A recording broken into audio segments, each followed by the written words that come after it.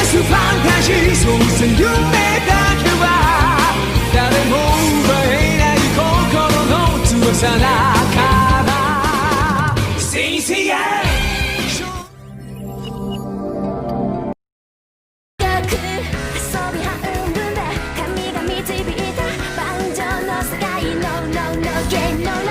Bagi kalian yang sudah menonton serial Avatar The Last Airbender, tentu tak asing dengan tokoh yang satu ini. Ya, tokoh yang jarang muncul tapi sekalinya muncul pasti selalu apes. Tak lain dan tak bukan, dia adalah si pedagang kubis. Ya, mungkin kalian bertanya, kok saya mengatakan dia si pedagang kubis? Kenapa nggak pakai namanya aja? Karena sampai saat ini, nama dari pria tua yang menjadi seorang pedagang kubis ini masih belum diketahui.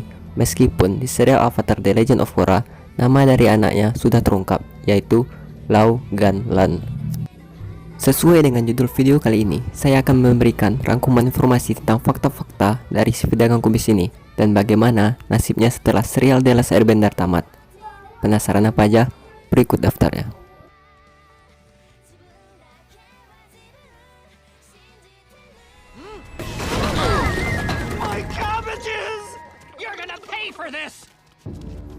Pedagang kubis yang selalu bernasib sial ini pertama kali muncul dalam serial The Last Airbender pada episode 5 season 1-nya. Episode itu menceritakan kedatangan Aang ke Omashu untuk pertama kalinya. Bahkan di episode ini dagangannya dirusak sampai 3 kali. Pertama, gerobaknya hancur dirusak oleh sepasukan besar pengendali bumi. Kedua, oleh Aang dan timnya ketika menaiki sistem pengiriman pengantar barang.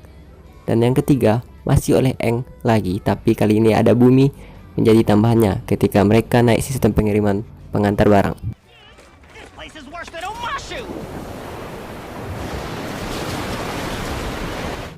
Pedagang kubis adalah salah satu lelucon terlucu dari serial Avatar The Last Airbender. Muncul di tempat-tempat yang paling tak terduga dan sering terjebak dalam situasi tegang dan serius. Ia memberikan hiburan yang menyenangkan di tengah-tengah jalan cerita yang menegangkan. Pria ini selalu mendapatkan kemalangan dan kesialan ketika dagangan kubisnya selalu hancur dirusak oleh tim Avatar dan musuh-musuhnya. Biasanya Aang lah yang paling banyak merugikan pedagang kubis ini. Di season 3 The Last Airbender, si pedagang kubis tak muncul sama sekali.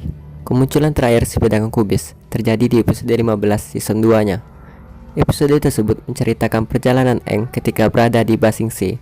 Saat itu, Aang mencoba untuk menggiring hewan-hewan kebun binatang keluar kota. Namun, lagi-lagi nasib naas masih menghampiri si pedagang kubis. Hewan-hewan yang sempat mengacau itu, dan salah satu dari hewan tersebut memangsa dagangan kubis si pedagang. Dan di episode ini, si pedagang bahkan tak sempat menyelesaikan ucapan khasnya ketika mendapatkan kesialan, dan memilih langsung pergi seperti sudah terbiasa dengan keadaan tersebut. Dan adegan tersebut menjadi kali terakhirnya kita bisa melihat si pria kubis dalam serinya.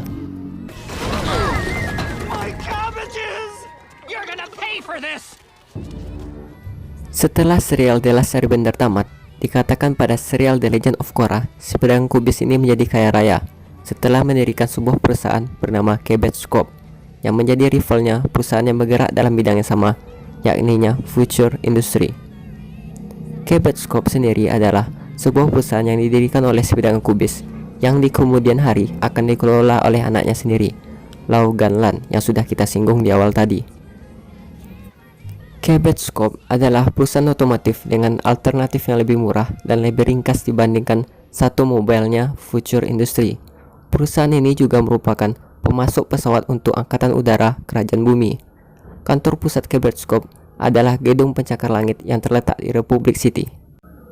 Di luar gedung, kita dapat melihat sebuah patung yang berdiri di atas tiang yang tinggi, dan tak lain tak bukan patung itu adalah si pedagang kubis yang mengangkat sebuah kubis di telapak tangannya. Tapi, sesuai dengan peribahasa yang mengatakan buah jatuh takkan jauh dari pohonnya, benar-benar tepat dengan keadaan si pedagang kubis ini.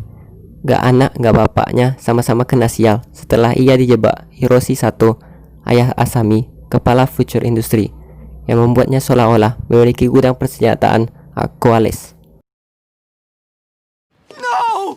Not my Cabbage Corp! Nah, itulah rangkuman informasi tentang fakta-fakta dari si pedagang kubis dan bagaimana nasibnya setelah serial The Last Airbender tamat. Jika ada tambahan dari kalian, silahkan tulis di kolom komentar. Akhir kata, sekian dari saya. Terima kasih sudah menonton. Sampai jumpa di video berikutnya.